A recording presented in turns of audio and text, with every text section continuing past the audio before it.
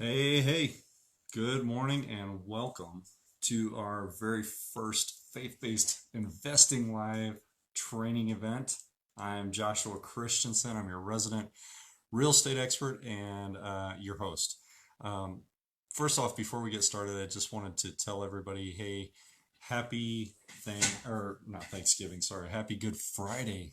Today's Good Friday, and man, it's one of my favorite times of the year to remember what Jesus did for us on the cross. I mean, it was an amazing time, and I really believe that the answers to life, everything that we need in life, can be found in these few days leading up to the cross and the few days after the cross leading up to the resurrection. Most powerful time. So make sure you take some great time this weekend to reflect on what it was that Jesus did for us. But today we're here talking about we're going to be talking about real estate investing. We're going to be talking about faith-based investing. Um, and I know that you could have chosen to spend your time in a lot of different ways. So thank you so much for choosing to spend it here with me during this time. Um, so I want to ask you, what is faith-based investing? Faith-based investing, the way that I've come up with this, it's the act of committing your time, your treasure, your talents with the earnest expectation of increased return as governed by your Christian morals, ethics, and ideals. So as we get into faith-based investing today, and you start to learn more about this concept and this idea, I've got a couple of ground rules to cover with you about our class today. I want you to ask questions. Just ask a ton of questions. When you type your question into the comment section, make sure you put a Q right in the front of it. That way I know that it's a question and I can field that throughout towards the end of the conversation. I'm going to go back and try to field the questions so we can kind of talk about that live. The second rule is make sure you come back every Friday. I'm going to be covering different topics every week, and I want you to be better in your faith, and I want you to be better with your portfolio, with your real estate investments. Number three, invite your friends. Guys, this is a free training event that I'm giving away, and I want you to bring your friends, and let's start a national movement of faith-based investors. I am, frankly, I'm really kind of getting worn out and tired of all of the investor scam people out there that are teaching stuff that is uh, it's just wrong. And hey, Joseph, thanks for joining us. Um, some of these investors out there, the things that they teach are just they're just crooked and they're wicked. So make sure when you come back next week, bring your friends with you. Invite your friends that you want to be a part of it as well. And then the fourth rule is if you want to invest in Albuquerque real estate, then you need to hire me. I'm doing all this training for free, so I make my money and make my living selling real estate and full transparency, right? So come back and you can hire me to work with you in Albuquerque. Let's go ahead and start out before we get going here with a prayer. Father, thank you so much for this very first session of faith-based investing. I'm so grateful. I'm so grateful for all the people who have turned out for this first show, and I pray that you're going to move through the lesson to open their hearts, open their minds, and build an incredible service-based portfolio that will serve your people in ways that we've never experienced before. Uh, God, I pray that you'd be with all of the families and all the people that have been affected by this terrible pandemic, and with all the families that have lost loved ones. We know this is a very difficult time for them, and I just pray that you would watch over them, watch over their families, give them comfort in only the way that you can. Lord, please watch over us and guide us in your discretion and by your name. It's in Jesus' name that we pray. Amen. All right, so let's dig in. Let's kind of get into this. So some of the things that we start to look at when investing, there's a lot of fear around investing in real estate. So I want to share a story about the serpent and the woman that comes out of Genesis chapter 3. And there's a lot of fear that kind of went into that discussion between the serpent and the woman that day. And we have a lot of fear as we start looking at investing in real estate, because we don't want to be taken. We don't want to end up doing something that violates our conscience, violates our faith. And so we got a lot of things to overcome. So when we think about the serpent and the woman, God had given the woman some instructions. She'd given the man some instructions, given Adam and Eve some instruction there on not to eat from this tree that was in the middle of the garden. It was the tree of knowledge of good and evil. And he told them, don't eat. You can have food from anywhere, just don't eat that food. And don't come in on that one, because it's not going to be good for you.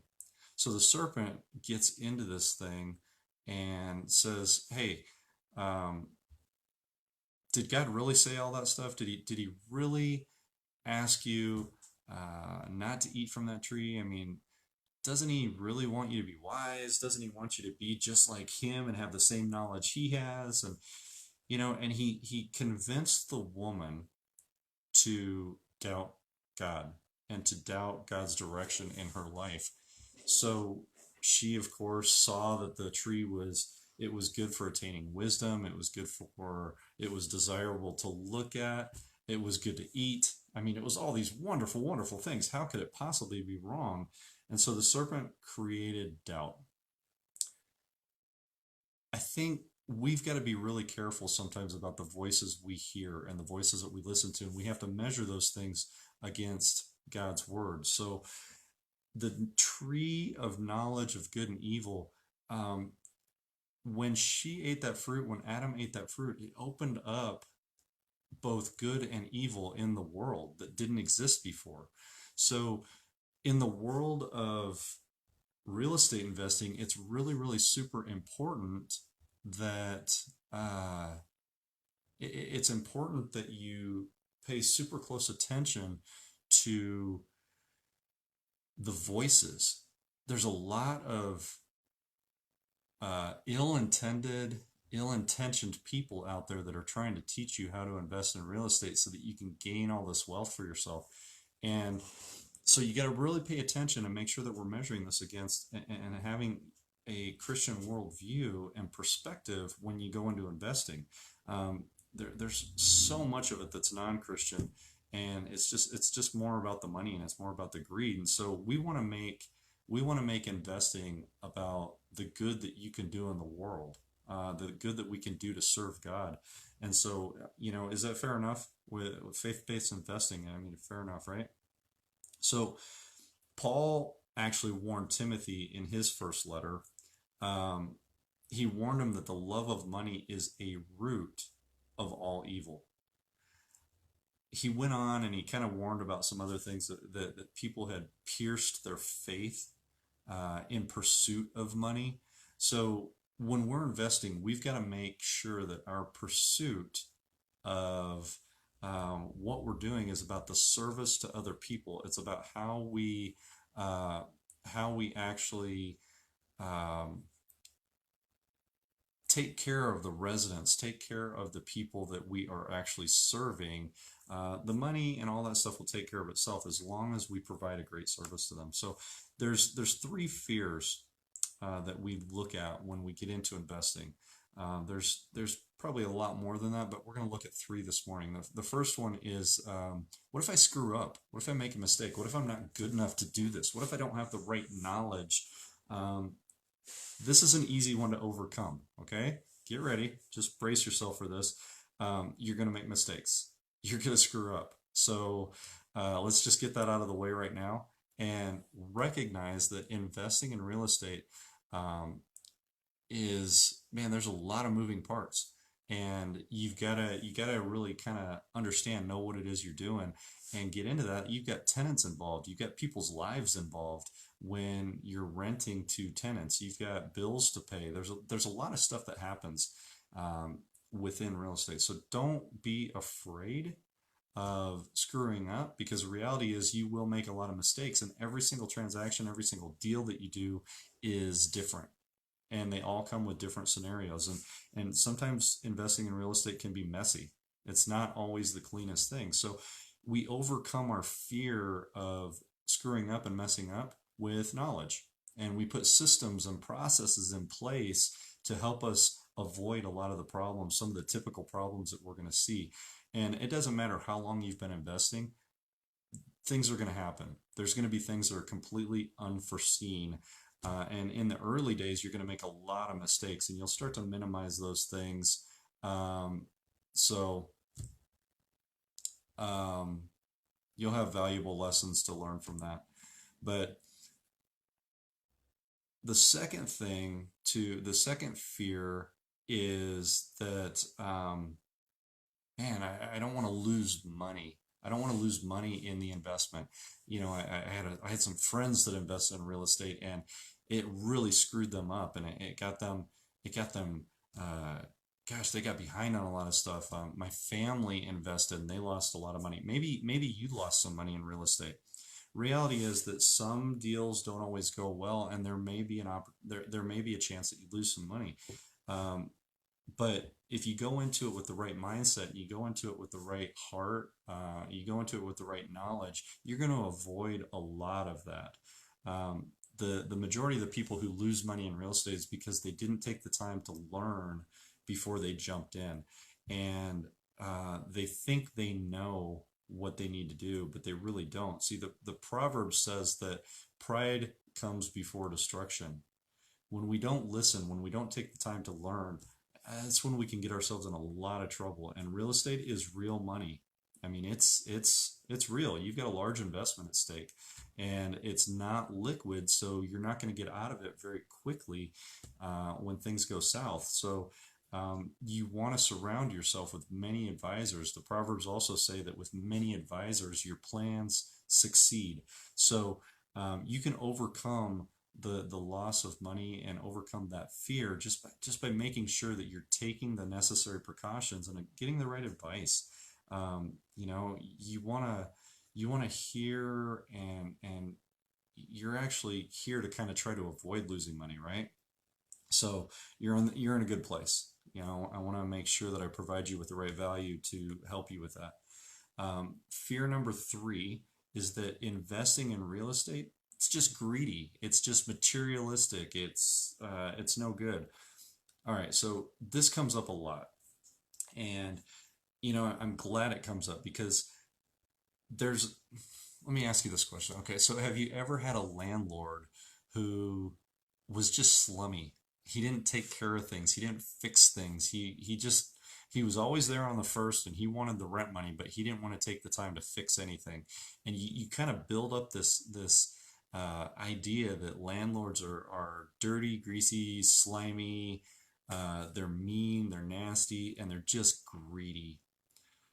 The beauty of faith-based investing is that when you go into and you approach your investment portfolio and you approach your uh, property ownership and things like that from a that's governed by your Christian morals, ethics, and ideals, you're not going to be that guy.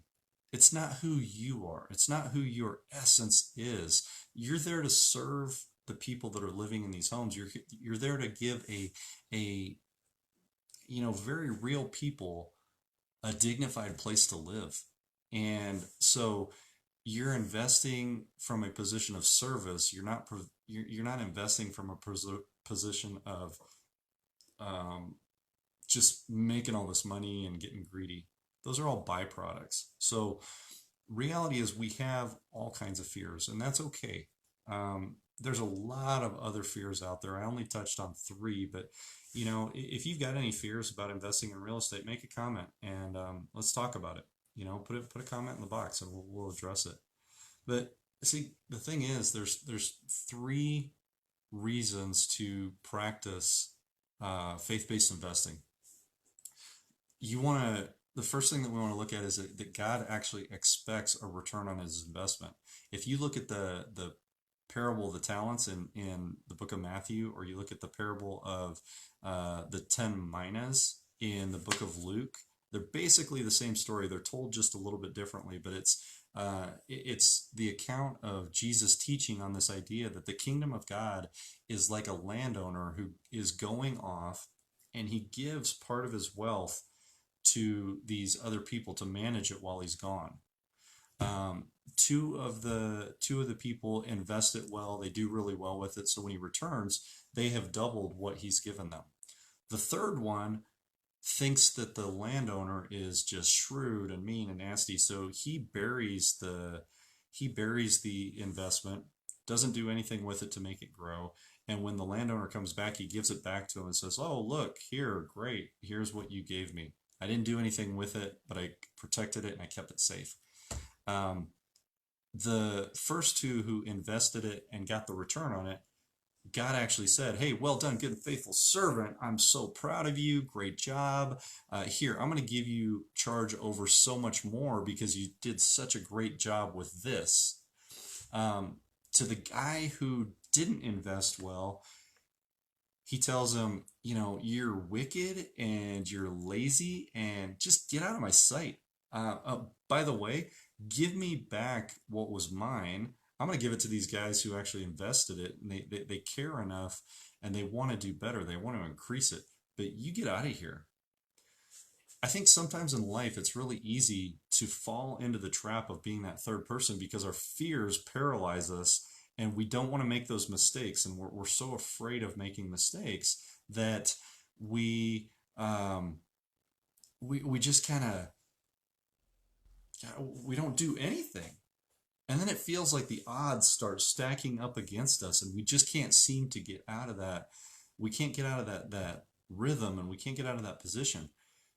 I think it's because we are supposed to actually jump in and do something with what we've been given. We're not supposed to just hold on to it and be so fearful. We're supposed to put our trust in God and move forward with what he's given us and in managing what he's given us. Hey, James, it's good to see you. So, the second reason why we practice faith-based investing is that, we've heard that it's better to give than to receive, right? So we want to invest to increase our givable assets. Does that make sense? So we want to be in a position to have more to offer rather than to have less to offer because we didn't invest. And I think there's an idea within the Christian circles that I've run in over the years that, we got to keep on giving, giving, giving, giving, giving, but we haven't taught people how to invest to increase the amount we're able to give. So too many Christians give so much and they've got such a generous heart, but they don't have anything to give, and they get themselves caught in debt and they trap themselves in a lot of worry because now they can't pay their own personal bills. And God doesn't want any of that. So it's better to give than to receive. So we've got to invest in such a way to put ourselves in a position to have more givable assets. In 1 Timothy chapter 6, Paul actually taught Timothy that we should teach the rich to be generous with their wealth and to share their wealth, so that this is how they're going to lay up treasures in heaven, is through generosity, through being able to give and give and give. But we have to have a way for the what we're giving away. We got to have a way for that to come in, as well as it's a two-way street. We gotta have it to give. Make sense?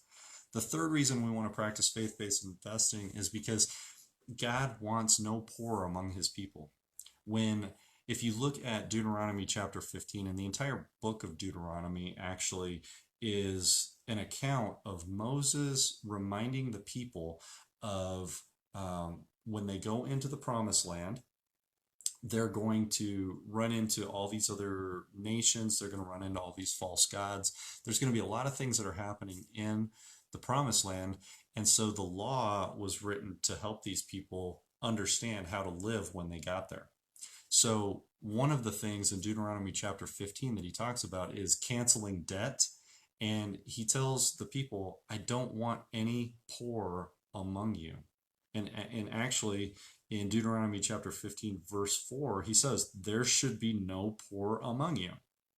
And he sets up provisions to make sure of that. So faith-based investors understand this, and they start to build in such a way that we're here to serve others. Faith-based investing is not, it's not about getting rich, and it's not about the prosperity gospel that comes from following the Lord. It's about utilizing the very best of what God has given us to serve his people. It's about, I mean, it's not really about wealth and long life and prosperity, etc. These are all simply byproducts of faithful investing and living as God intended us to. But that's all got to come through service to other people, because those who are stronger are instructed to serve those who are weaker. And read Romans chapter 15. It talks all about the stronger serving the weaker in our faith. And so we just want to be cognizant of that and be aware of that. So let's look at 10 different reasons faith-based investors are different than regular property owners. These 10 reasons, I want you to keep these in mind, because over the next several weeks, we're going to take, and I'm going to break down each of these 10 different things. Some weeks I might hit on 2 topics. Some weeks I might hit on just 1. But over the next several weeks, I'm going to put these together and break these down and go into a lot more detail. Right now, that's just kind of a cursory overview, okay? So the first thing is that God called us to be a steward of the things that he's given us. He created the world, he created everything in the world, and he asked us to care for it. So as a good steward, as a manager of his household, we just want to be those stewards. The second reason that we're different than regular property owners is that we take everything to God in prayer, and we ask him for guidance. We ask him to lead us in the things that we're doing and the decisions that we make and how we serve our clients and how we serve our tenants. So prayerful diligence is really important. The third thing and the fourth thing, they're very similar to each other, slightly different, but they're very similar. But we want to align our thinking with God. Number 4 is being transformed by the renewing of your mind, which is that's Romans chapter 12. Those 2 things, how do we align ourselves with God and how do we renew our mind? We align ourselves with God by staying in the scriptures and studying and making sure that the choices and the decisions that we're making are actually in alignment with what he teaches in the scriptures. By renewing our mind, we're reading all kinds of things. I mean, I'm reading a book called Rocket Fuel, $1 Million Real Estate Team. This is Dustin Heiner's book, How to Quit Your Job with Rental Properties. And I'm reading the Personal MBA and the Mastering the Art of Business. You can see me at any given time. I always have like 3 or 4 books that I'm reading. So we're always renewing our mind. We're always growing in some way. The 5th reason that faith-based investors are different than regular property owners is that investing is an act of grace. It's not an act of, just gaining all this stuff for ourselves, but it's an act of grace. We are in a position to serve the people the people who are renting from us. We're serving I have a property management company, so I don't just serve the residents, but I'm also serving my owners. And we want to be in a position of serving people in a way that shows how much God loves us. And that puts us in a great position to be able to share the grace of God with people. Number 6 is that we need to be reasonable and prudent in all of our investments. We're not just racing out and running out to the first property that we see, but we're doing our due diligence. We know the numbers. We know what's going on with it. We're taking it to God in prayer, and we want to be reasonable about what it is we're doing. We don't want to make foolish investment decisions that would actually lose money and could cause hurt to people. So the 7th thing is that we want to examine our heart and our motivation behind why we invest. We are investing not from a position of getting rich and all that crazy stuff and trying to chase the almighty dollar, but we invest out of a heart that we know when we serve other people, it's all going to come back to us. When we give it away, it comes back even more. It's honoring God. It's being generous. It's storing up all of the treasures in heaven rather than treasures on earth. Um, Number 8, patience is a virtue. When we invest in real estate, one of the temptations is to think that we're gonna buy one property and everything's gonna be amazing. Life will never be the same. We're gonna make all this money. Everything will be great. But the reality is that most of the time in real estate investing, when you're investing in multifamily or you're investing in single family homes, your return is going to be relatively small on a monthly basis. You might make $100, $200 a month on a property, so it's not about that one property that's going to make you rich or do these things for you. It's about being patient. It's about investing multiple times over and over and over and having a plan and then working that plan. So you've got to be patient. Sometimes you'll hit it out of the park, and other times you might lose a little bit. And so you're constantly doing a lot of this. It's a business like anything else. So be patient. You got to practice every day. We want to practice and put it out there every single day. I run numbers almost every day on deals. I'm looking at deals online. I'm looking at deals that people bring me, and I'm running numbers and I'm constantly practicing. I make up scenarios and practice. So you want to practice. You want to run scenarios by other people and seek advice. Make sure that you're practicing your craft every single day.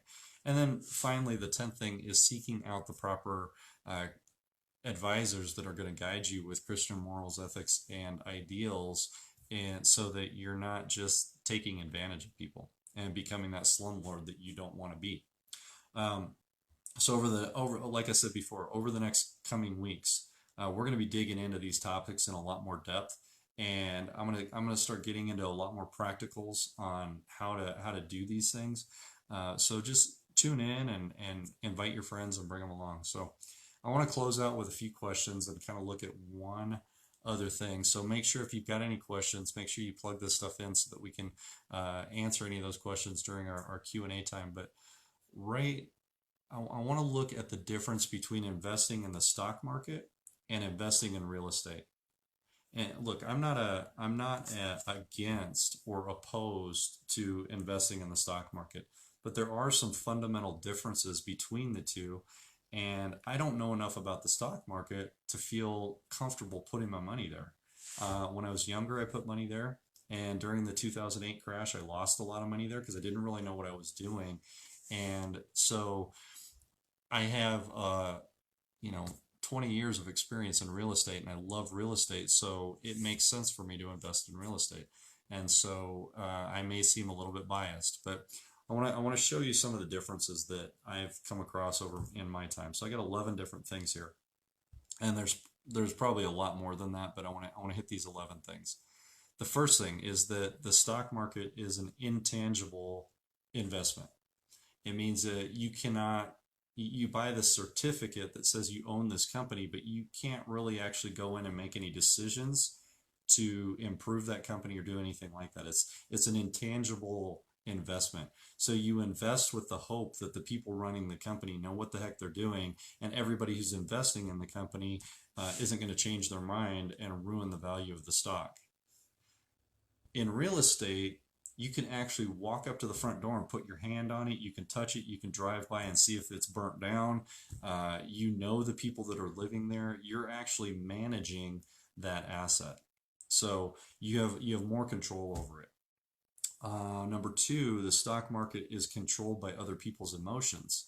And an example, a month and a half ago, when this coronavirus thing came out, we saw the stock market, people started pulling their money out of the market very, very rapidly. They started going to the banks and pulling their money out of the banks because they were very fearful that they were going to lose everything.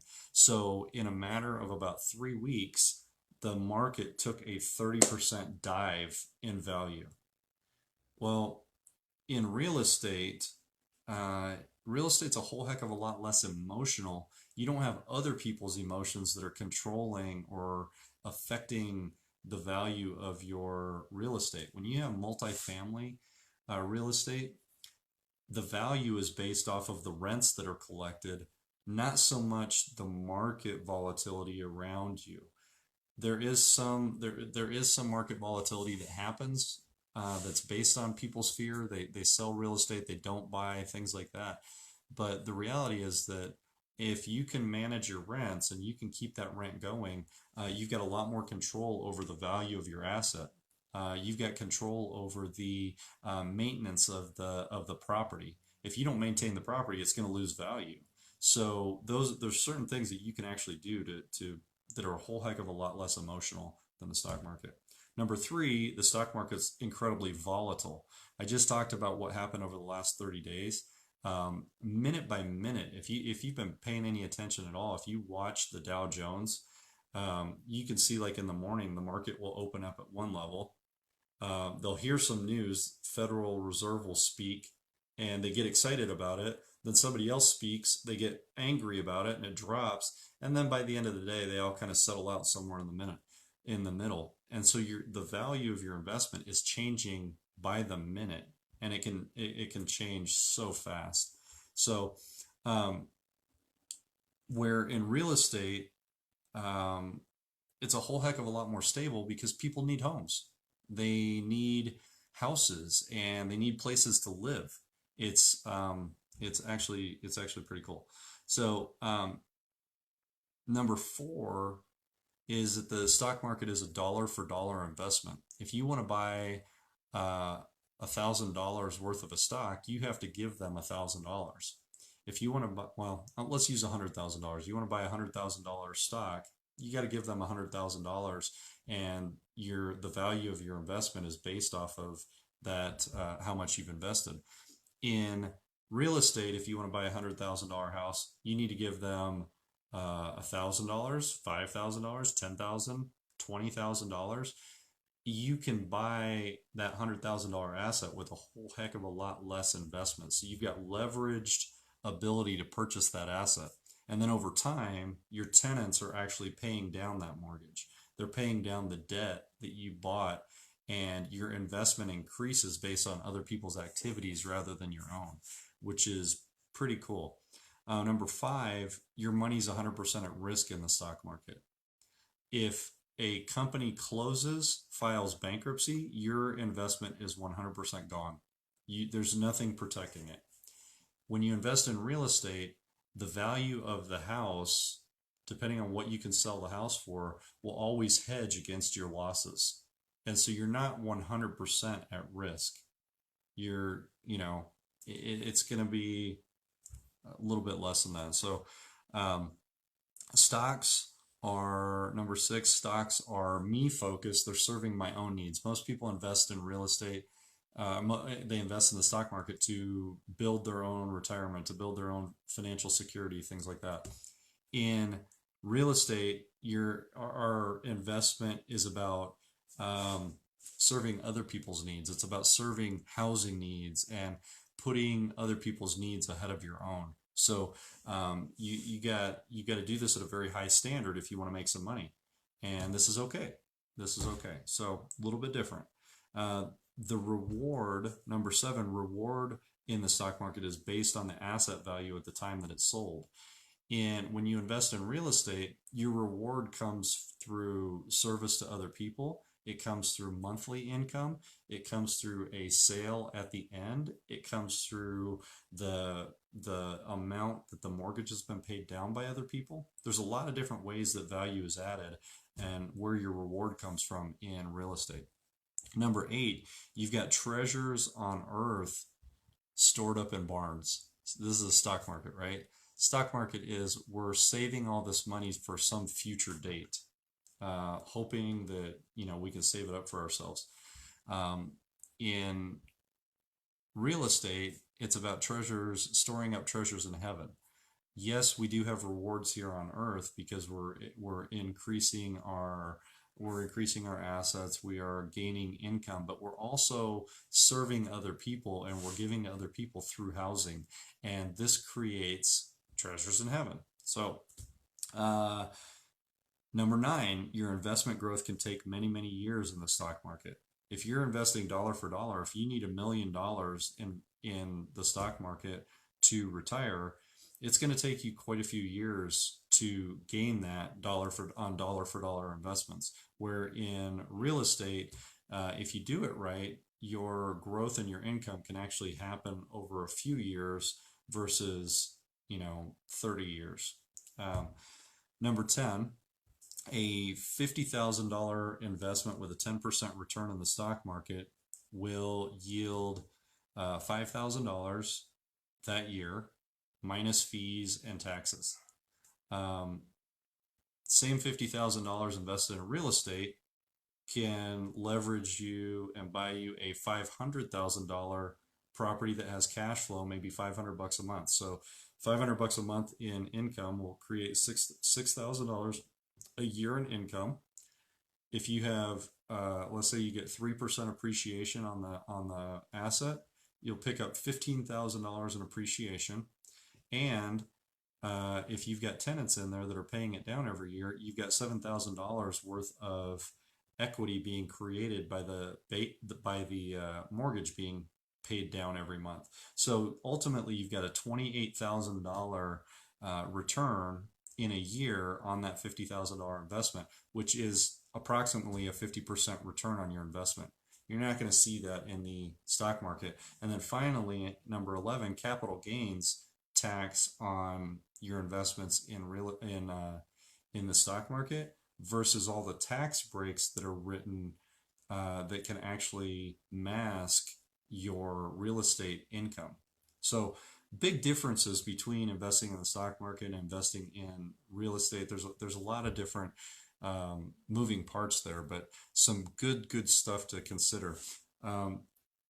Just kind of curious, did anybody lose any money in their 401k or their stocks over the last 30, 45 days? Yeah, I mean, we already talked about it a little bit, but I mean, just in the last 30 to 45 days, there's been a 30% drop in the market. Now we're starting to see the market come back a little bit. The challenge is that large institutional investors that have like millions and millions and millions of dollars to invest, they're going to do okay in the stock market. It's the guys like us who have 30, 40, 50 or $100,000. When we take a 30 or 40% loss that took us 25 years to build, we don't have the time to build that back, and it doesn't come back as quickly as it erodes. And so it's very challenging during times like this when the market is so volatile. If you lose that much, it's just gone, and it's really hard to get back in the stock market. So we've got some different reasons why we invest. We invest for retirement. We want to know that our future is secure. We want to look for financial freedom. We want to see, you know, if income, let's just say, if income was not an issue, how would you spend your time? Maybe you want to spend more time with family. Maybe you want to spend more time in ministry related activities. Maybe you want to spend time traveling or serving other people in some way. And that's awesome. I mean, we all invest for a lot of different reasons, but there's a lot of reasons why people don't invest also. Maybe it's fear, maybe it's a lack of knowledge, or it's a lack of professional portfolio advisors that can help them out. Maybe it's just they lack a plan on how to invest and what to do to invest. So, I mean, those are all different types of things that I like to help my clients with. We want to overcome a lot of those things. There's a lot of reasons that people are fearful, and there's so many different things that go into investing in real estate. And, like I said, I've been around real estate for most of my life. I mean, when I was a teenager, I was in construction. I've been in property management, both working for other people in property management, as well as my own, managing properties for myself, managing properties for other people. I was in the mortgage industry for 11 years, so I got a lot of the financial understanding behind me under my belt, and thousands of, or over 1,000 mortgages that I've helped people with. So I've got a lot of creative thinking that goes around this stuff. I've been in real estate sales for the last 8 years and done a lot of selling. But I've been investing since 2008. I have a vast knowledge base around me from my own experiences. And we all come into investing in a lot of different ways. And so with all that being said, I mean, I've spent well north of 6 figures investing in my education around how to invest in real estate and what to do with that. And so, like I shared a couple of the books I'm reading right now. I'm constantly reading and growing, and I want to do more. I want to serve more people. I want to take care of more people, and I think that there's a lot of that. And so that's where this little Facebook show now comes into play. That I'm sharing things that I've learned, and you know I've kind of hit you with a fire hose of a lot of information this morning.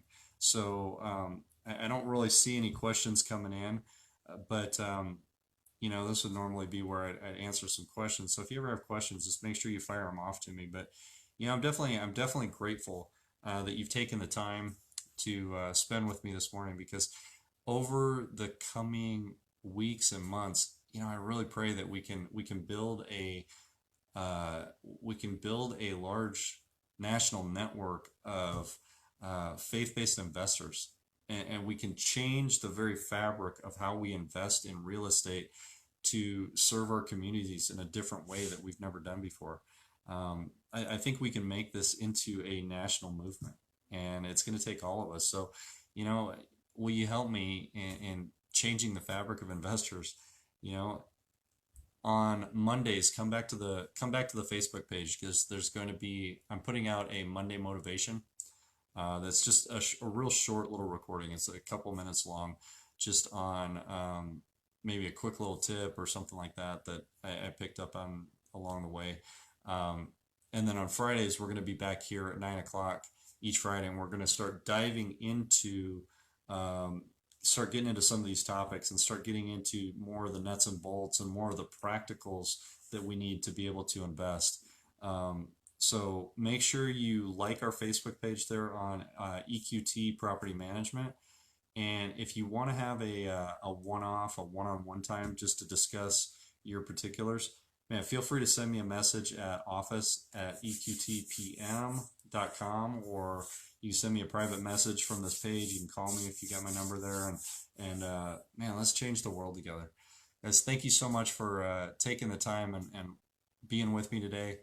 Uh, Happy Easter. Have a great time with your families this weekend. You guys be safe out there as you're gathering with friends and family. Make sure you're taking all the precautions so that we don't get sick. But happy Easter. Have a great weekend. Thanks.